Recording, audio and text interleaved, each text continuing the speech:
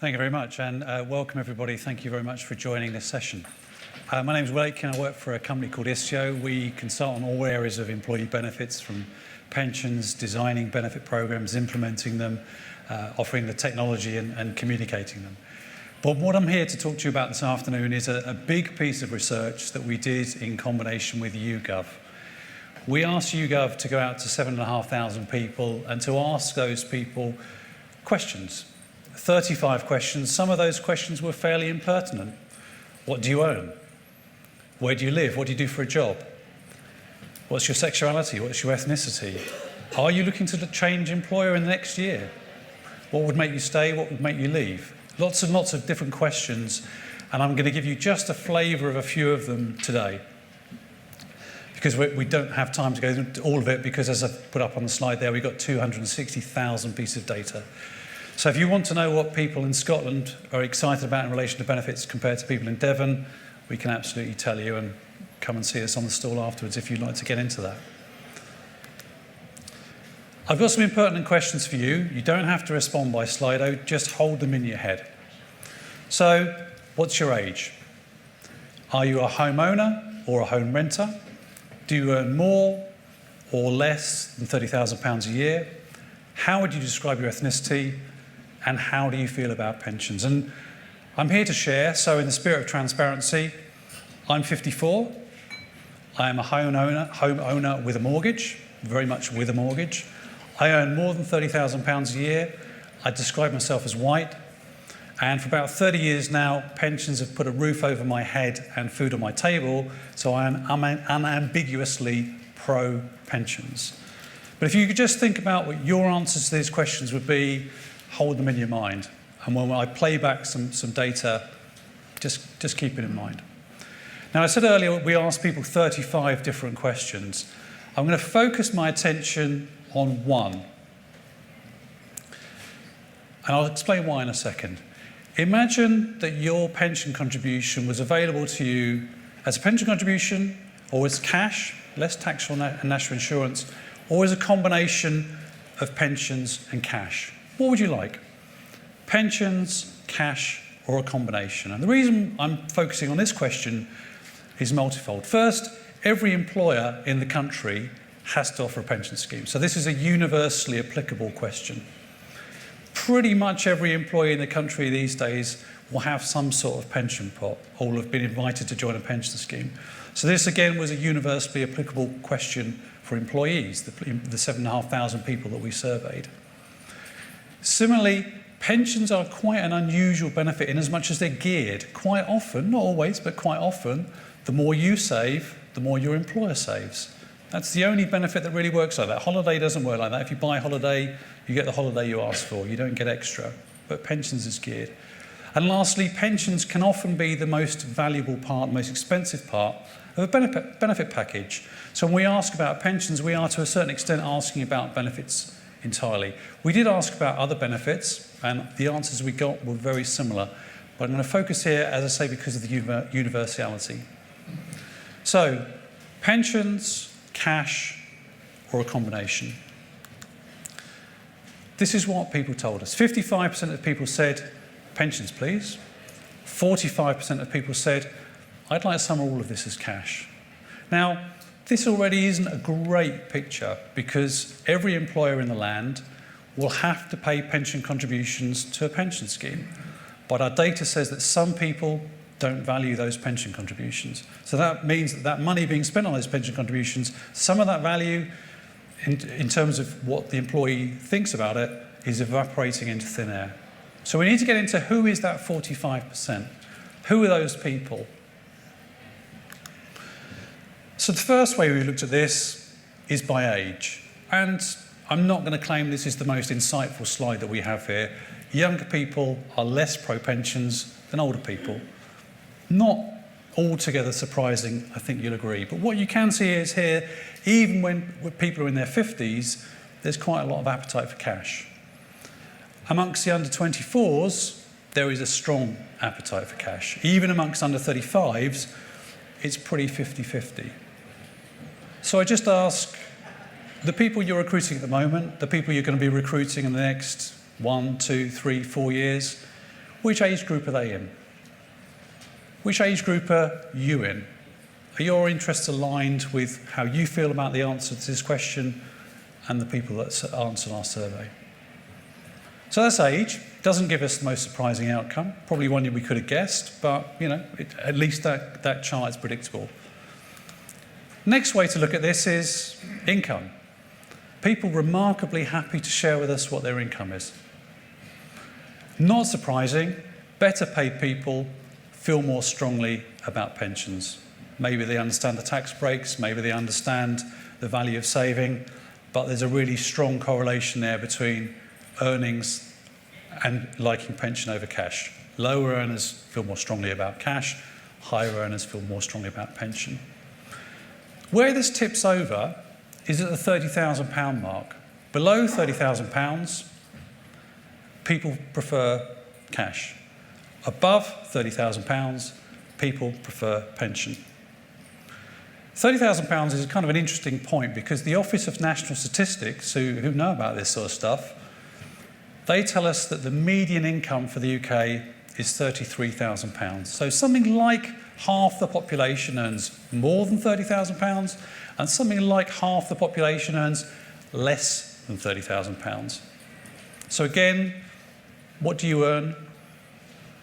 Are what your views on this question would be the same as the people who are in the other half of the demographic?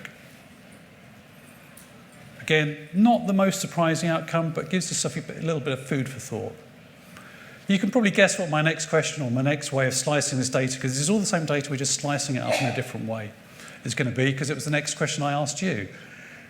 Are you a homeowner or a home renter? Now, I'm giving you part of the picture at this stage. So again, the first column is what everybody told us. And then I've shown you those people who own their house. Own all is all of the people who own their house, which is people with mortgage, people without mortgages. People who own their home are even more pro-pension. People who rent are more pro-cash. And in this context, people who own in shared ownership are behaving more like renters than they are like homeowners.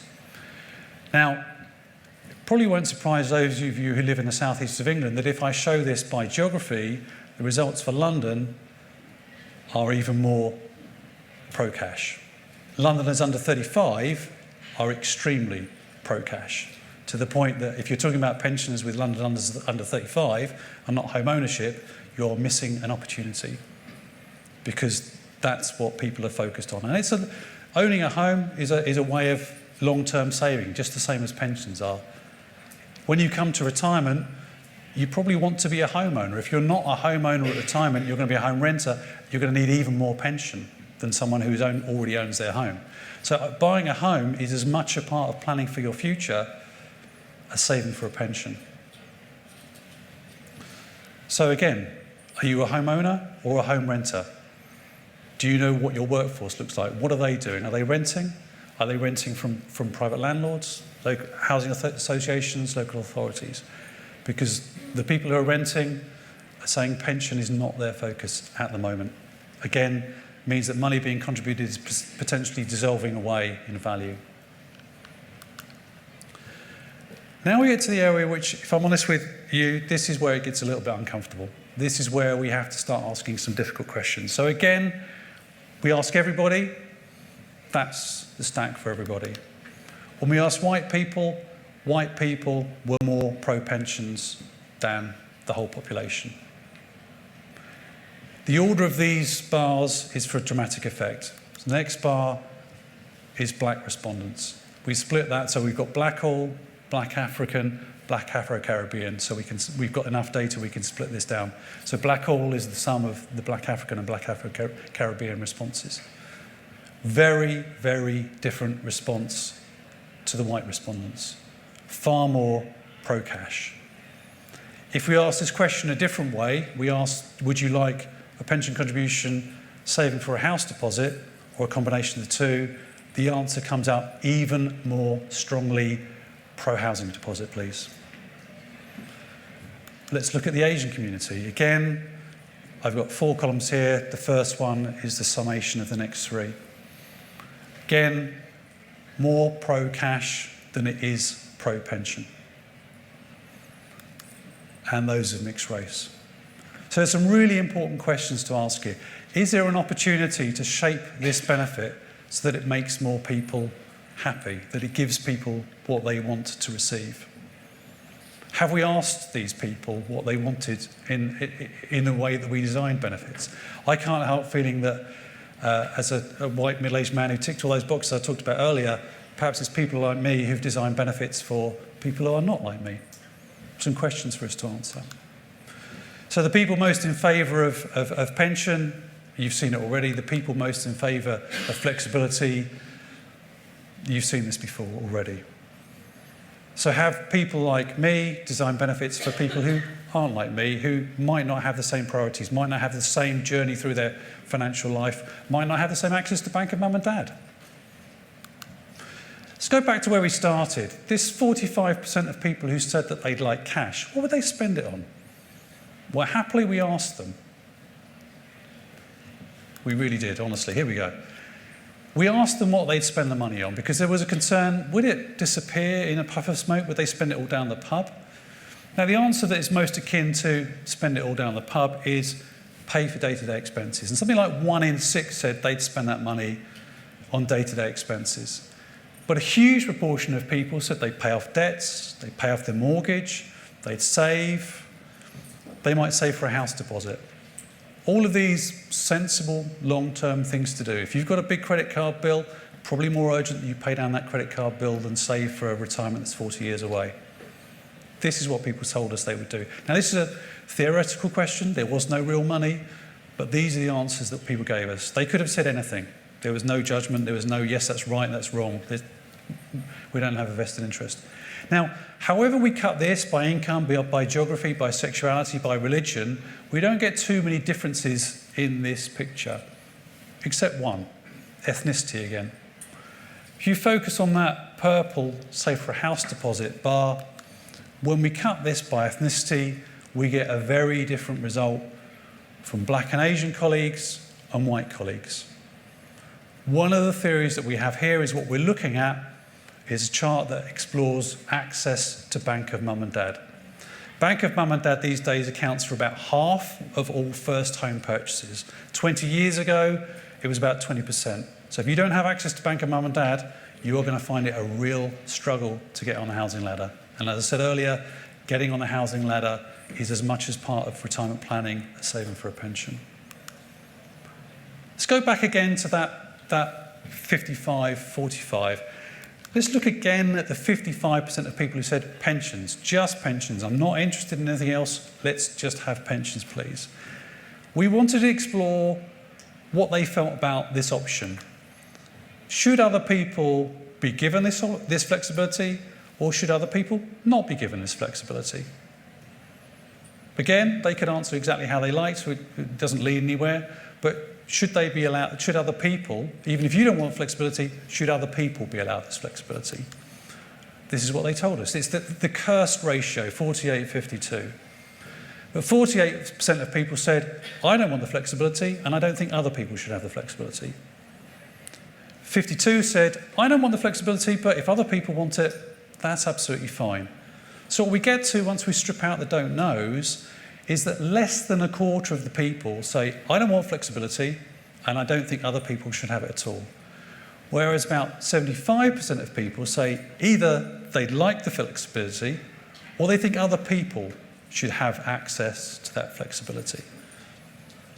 So who is this 20-odd% of people who think they don't want flexibility and other people also shouldn't have flexibility? Who are those people?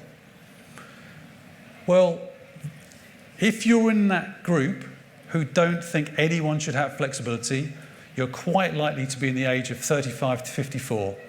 It's consistent with child care, I suspect. I'm 55. I'm 54. I'm aging myself. You're much more likely to be a homeowner than a home renter. I'm a homeowner. In terms of what you earn, do you earn more or less than £30,000? You're much more likely to earn more than £60,000. And I'll tell you now, I earn more than £60,000. And your ethnicity, very likely that you're white. Now, each one of those things on their own makes it more likely you'd say no one should have flexibility.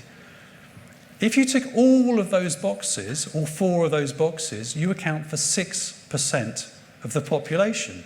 So 6% of the population is like me in relation to those 4 dynamics. So we've got a situation where a relatively small proportion of the population has designed benefit packages, and I've talked about pensions here, but we get very similar answers when we ask people about their benefit package overall. Huge difference in what people of different ethnicity answer. White people, 60% more likely to say their benefit package meets their needs than black people. And so I've got one last impertinent question for you. Is this okay?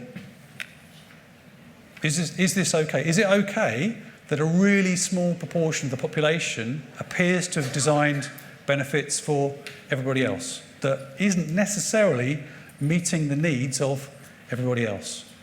That everybody else has different journeys to their financial goals, is starting life from a different starting point.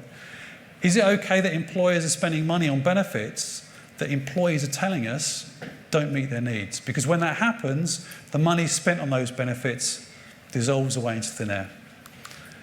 If it's not okay, talk to D&I networks, talk to your people, understand what's going on. We've heard from people who've said, well, I've always thought it was unfair, but I didn't want to say anything, which is a horrible thing to hear because they felt all along it wasn't fair.